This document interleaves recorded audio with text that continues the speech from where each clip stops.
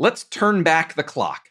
It's late April, early May. We're about 5 to 6 weeks into the pandemic. Most states are closed to some degree. Most of you have strict limits on how you can go about trying to conduct business. Some of you can't do anything at all. In a walkthrough episode back then, I said this, and I quote myself here. I think we're all expecting this to be a down year in the end. Nope, didn't get that one right, Matt. And no, please don't ask because I'm not going to remind you which episode that was. How about we just forget I ever said that and leave it be, okay? Thank you. In reality, real estate has been one of the few bright spots in the American economy all year long. But as the year comes to a close, there are some big questions. How long will this last? What impact will the election have? What will it take to get a more balanced market? Let's talk about those questions today with input from HomeLight's managing editor and sort of a roundtable of agents across the country. This is The Walkthrough.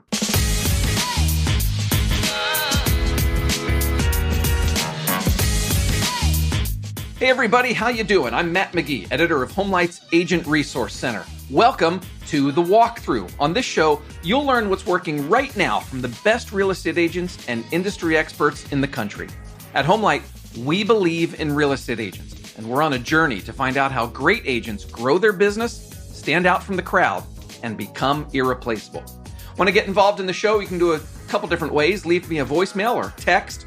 415-322-3328 is the number. You can also send an email to walkthrough@homelight.com or find me in our Facebook listener community. Just go to Facebook, search HomeLight Walkthrough, and it should come right up. What a year it's been for real estate. The pandemic created a collective appreciation or maybe a reminder about how important home is.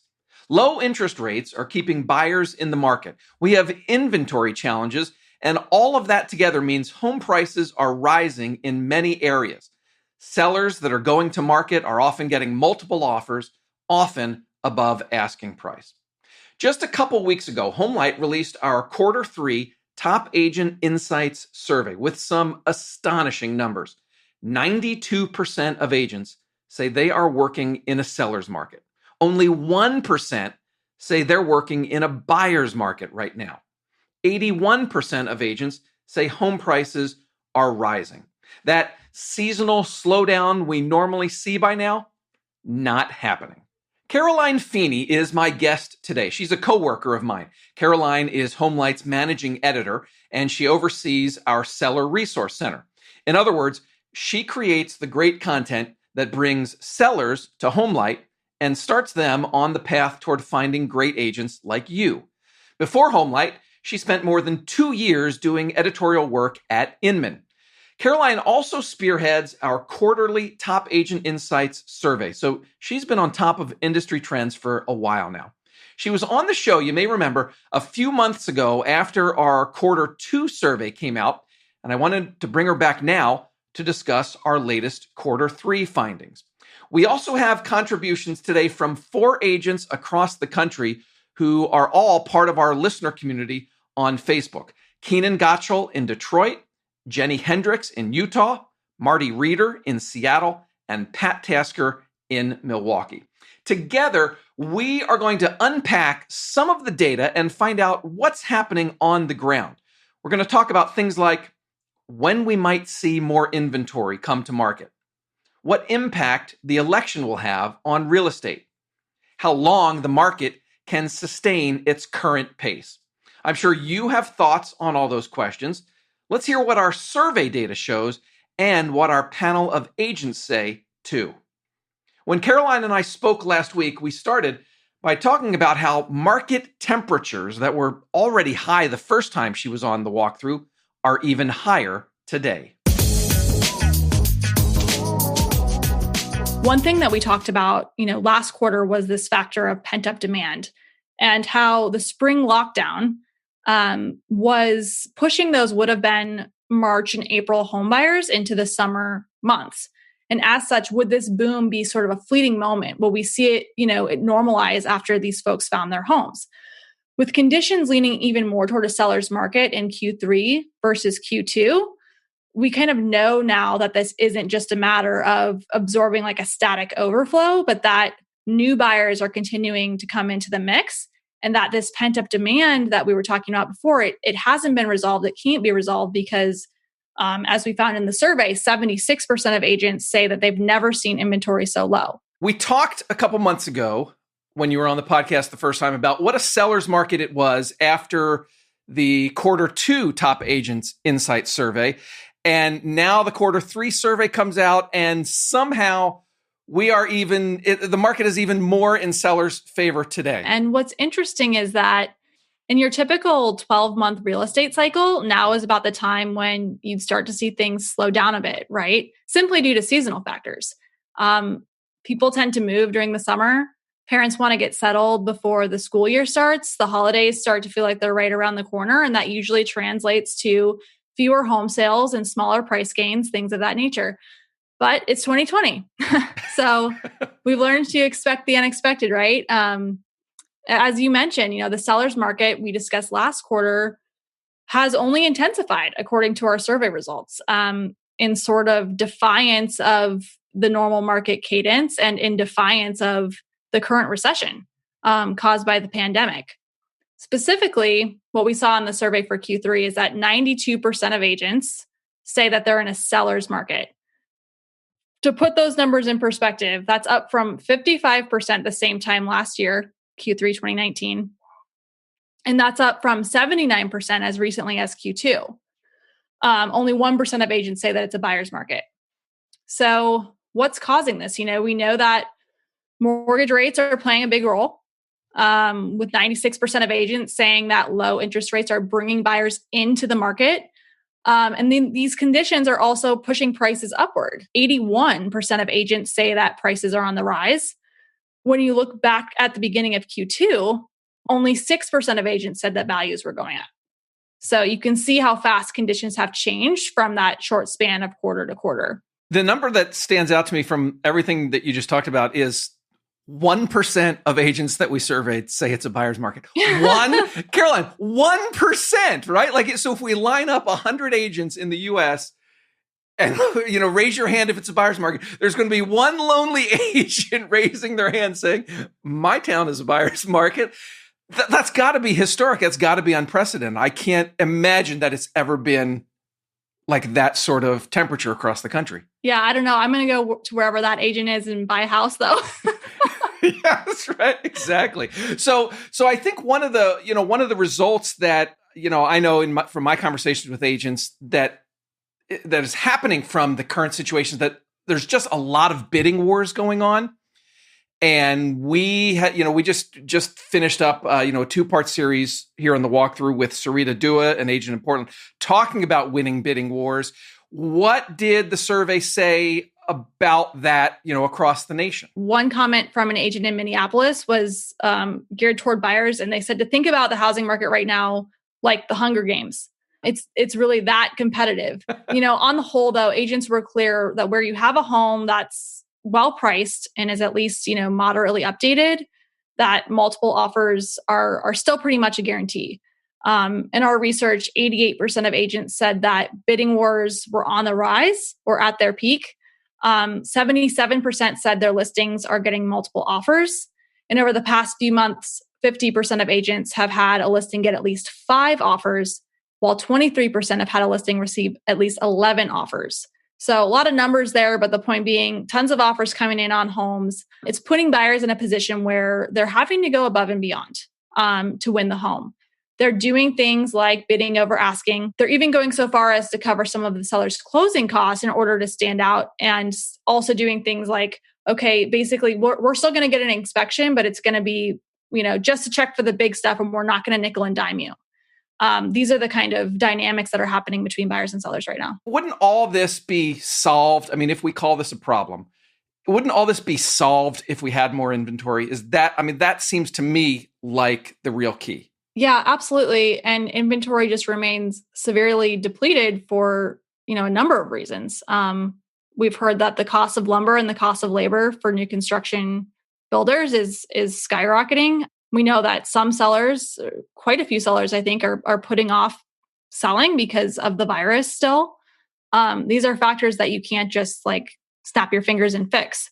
And so until some inventory is unlocked, then we're probably going to continue to see these competitive conditions. We have some quotes from agents. You and I did a Zoom meeting recently with that we invited listeners from our Facebook listener community to join in. And then I also put some posts in there, Caroline, inviting agents to phone into our walkthrough voicemail line with their comments on what they're seeing in the market and what's going on with inventory, what's going on with bidding wars and that sort of stuff. For listeners, it's going to be in this order. First, you're going to hear Jenny Hendricks, who is an agent in Cedar City, Utah. She covers Cedar City. It's sort of southern Utah, southwest Utah. We have Keenan Gottschall, who is in the Detroit area. And then we're also going to hear from, after Keenan, it's going to be Marty Reeder, who is in Kent, Washington. That's over on the west side of the state for me, sort of in the Seattle, Tacoma area. So let's listen to a couple minutes of what they are saying about inventory and what's going on in their markets. I think that if inventory will increase, that could result in even more market activity. I think a lot of areas of our country right now are seeing such a shortage of housing inventory that it is starting to affect the number of sales because there's just not enough homes. In Utah, we are tens of thousands of housing units short of demand right now. And the numbers that I've heard nationally are in the hundreds and hundreds of thousands of housing units short relative to demand. It was kind of like a first for me earlier this year. Once we were allowed to restart, I had clients out, we were touring the home, and the sellers stayed there and literally followed us around every room we went in and was spraying disinfectant all throughout the house and the air and everything. And it was like, clearly that seller was hesitant about having anyone in their house. But right now for us, it is mainly the hesitancy. I've started to hear a little bit about like the politics side of thing and what's going to happen with the election and kind of the doomsday from both sides relating to that. I think it's going to take after the new year, next spring. Since we didn't have a typical spring sales season this year and everyone's been adjusting to the crazy 2020 year and COVID, I think that we need to get past the new year. We need to have everyone had enough time to settle into the current circumstances we're going through and have the biggest scare behind them. And this next spring will actually be 1 year since it all started, early next spring. So I think we're going to start seeing more listings coming on. You just heard three agents talking about what's going on in terms of inventory in their markets. You heard Marty Reeder saying that she doesn't expect more inventory to come on until next spring. Along those lines, let me suggest you go back and listen to episode 15 of The Walkthrough. Coach Tom Ferry was my guest, and he shared a handful of really, really great tactics that you can use to find people who are ready to sell. That episode was all about trying to get more inventory in your local market. Right before Marty, you heard Keenan Gottschall saying that the upcoming election may also have a little bit of a hand in this inventory crunch, that some sellers might be hesitant to go on the market until they see what happens at the polls. Turns out we asked about that in our Q3 survey. So let's get back to my conversation with Caroline Feeney. So the election is coming up. It's just 2 weeks away. It's on everyone's minds. We wanted to ask agents how they thought, the election season itself would impact the real estate market, as well as, who they believed, which candidate they believed would be best, specifically for the housing market, ignoring their own, personal preferences. So what we found was that 52% of agents said that a second term from Trump would be best for real estate. 8% said Biden, 14% were undecided. And 23%, which is pretty significant here, said that it doesn't really matter, the market's going to stay strong. With regard to how the election season itself is going to impact real estate, what we found in the survey was that about a third of agents said that election season would have no impact on the market. People were going to operate business as usual. It wasn't going to impact their purchasing or selling decision. But not all agents said that. Some did believe that there would be an impact even in this kind of wait and see period. 18% that said that buyers and sellers could hold off in making a decision. Like let's not make any big life changes here before we know what's going to happen. At the same time, 15% said that buyers and sellers would be especially active before the election, looking to get settled in before there were any big changes resulting in a potential lull afterward. So honestly, it's a bit of a mixed bag there. And that tells me that the election season impact could really vary at the local level. But based on our other data and based on our conversations with agents recently, it seems like more people and more of their clients are preoccupied with their personal moving motivations and whatever's going on in their life, more so than politics. If a move is on their mind, that's really dominating their focus right now. Hi, everyone. If you're enjoying the walkthrough, we'd appreciate it if you tell the real estate agents in your network about us. Even more, please rate and review us on Apple Podcasts, Spotify, or wherever you listen. Your feedback helps us get better, and in some cases can also help new listeners find and hear us. And when we get around to having you on the show, the more listeners, the better, right?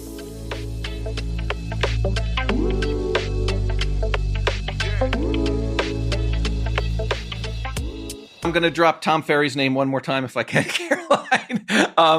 Because when he went, again, when he was back on in May, I remember he was and I don't mean to throw him under the bus in any way, shape, or form. So please don't take it this way. If anyone says, "Hey, Tom, you need to listen to this," but he was sure that the election would have a big impact on the real estate market. But I feel like he was basing that on the idea that by now market fundamentals would be more, normal than they are, which sort of gets back to what we talked about in the first section, like this idea that there would be the rush of buying and selling in the summer and then things would have gotten back to normal by now. But that's not the case, right? Well, I mean, we know that it's still just this really intense market. And if you need to buy, you need to buy, and, election be damned, you're just going full throttle straight ahead. I mean, if you have to move, you have to move. Yeah, I think that's what the data in our survey showed. And certainly the conversations we had with agents for this podcast, they were noting that, there could be some hesitancy or there could be some urgency depending on their personal point of view. But ultimately, the decision is going to come down to like, what do I need in my life right now?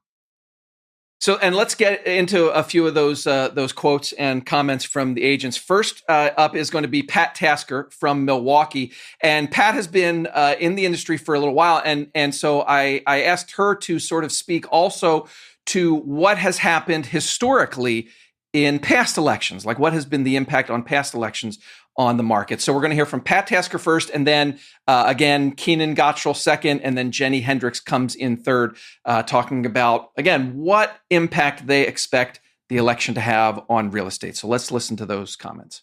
I think in the next 4 weeks, people are just going to be kind of paralyzed.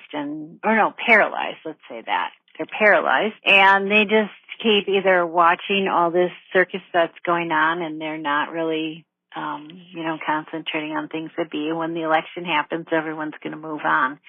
Because, in the little picture in my backyard, is the election really going to make a huge difference in my life? After the election, there'll be a couple weeks until we know exactly who won, of arguing and still controversy.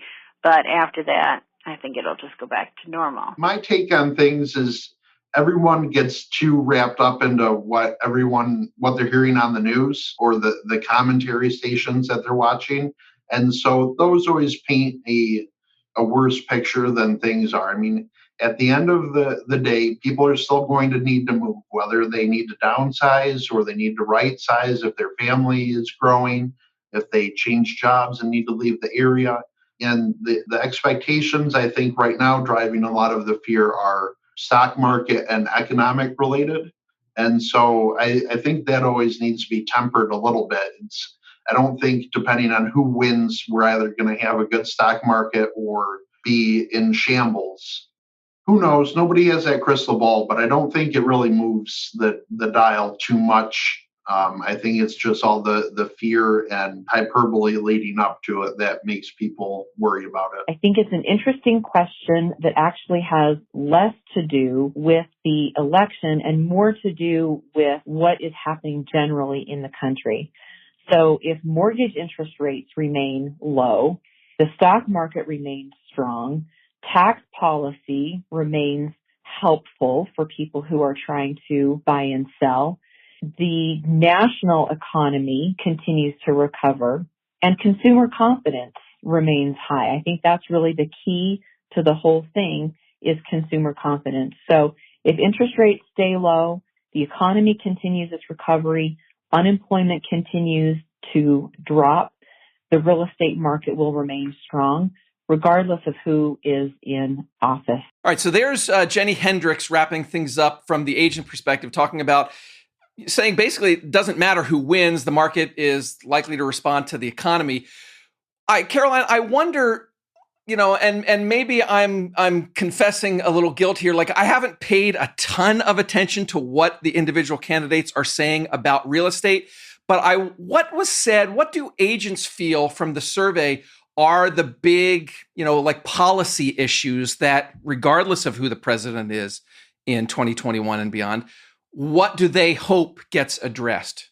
Yeah, we did ask agents which federal legislative issues they believed most deserved the political spotlight in 2021 affecting the real estate industry, right? Mm-hmm. And so the top two, we gave them a pretty long list of options to choose from. And the top two were, number one, access to affordable housing at 28%. And the second was homeownership tax breaks and incentives at 25%. And those were really the leading two above all the other potential legislative issues that they could have selected. So when I see that number, especially the one about, the tax breaks and the incentives to get people to buy homes, I mean, Caroline, my first reaction is there's no homes for them to buy. Right. And my thought too was, it doesn't seem like a lack of tax breaks for homeowners is causing anyone to not buy a home right now. It doesn't seem like that's top of mind for buyers, but I don't know. Yeah, I know. I mean, in our area, I've read a bunch of articles over the last 6, 8, 10 months that, the builders here are just struggling with, as you mentioned earlier, I think he's struggling with the prices of supplies and materials, but then also struggling to find workers that they need to build all the homes that are needed to meet demand. And did that come up at all as far as policies are concerned, like, helping the construction industry? Yeah, we did list residential construction industry job creation, protections, and support as one of the legislative issues that realtors in our survey could have voted for as being, most important, but only 4% of our respondents selected that one. So it's not top of mind for whatever reason. I'm not an agent, but if I were to answer that survey, that's the one. We need more houses. We do. We need more houses, everybody. Let's have some policies that get some more houses built.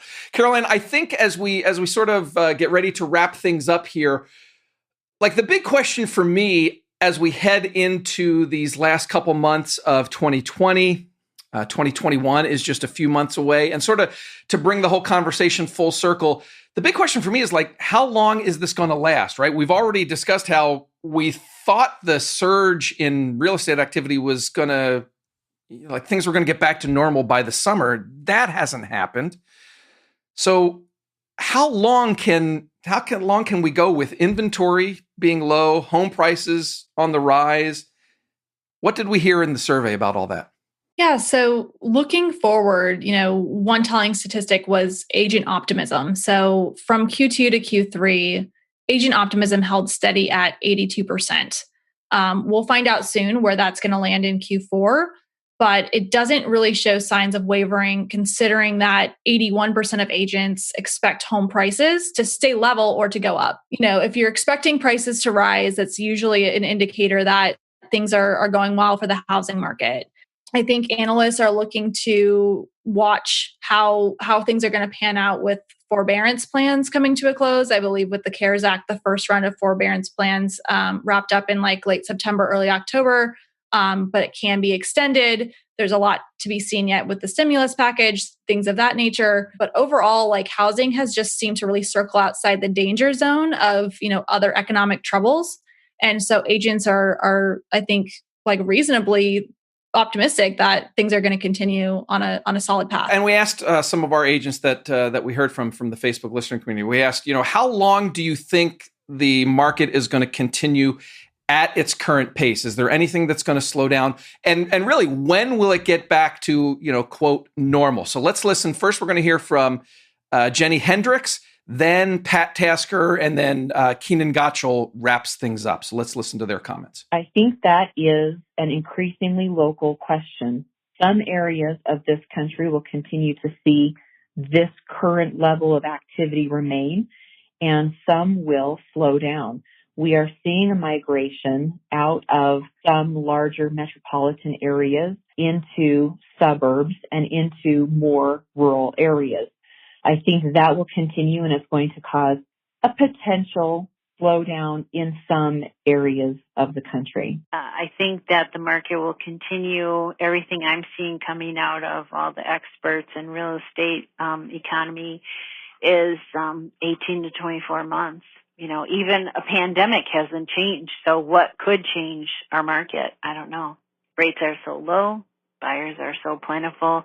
They're fighting over houses. So I think we're going to keep a fair pace throughout the rest of the year around here, because those people who have been making offers on houses and losing out for whatever reason, their motivation is still there. They're going to keep looking for that opportunity.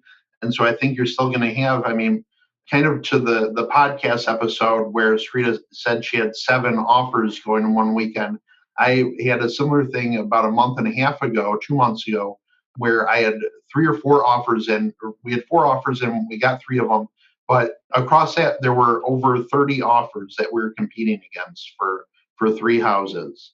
And so that means that for those 3 houses, there were 30 people that are still looking for a house. So I think those people are going to be what drives us the rest of the year. I think next year we'll probably start to look a bit more normal in the market in terms of following the more seasonal patterns. But I think at least this year, those folks who have been losing out are going to keep trying.